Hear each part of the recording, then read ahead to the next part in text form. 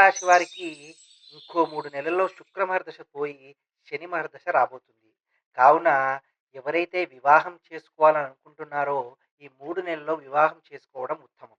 లేకుంటే మరో 10 ఏళ్ళు వివాహం అనే మాట మర్చిపోవాల్సిన పరిస్థితి. హ? వామ్మో! వీడింత గట్టిగా చెప్పిండంటే నిజమే అయి ఉంటది. ఏదో ఒకటి చేసి త్వరగా పెళ్లి సెట్ చేసుకోవాలి. ఒక ఉద్యోగం లేదు, సద్యోగం లేదు, రూపాయి సంపాదన లేదు. హ్మ్.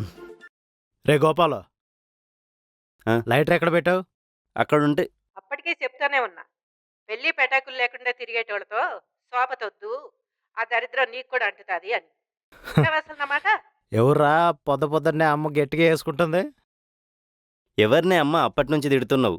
ఆ మొదలష్టపడు తిరుపతి.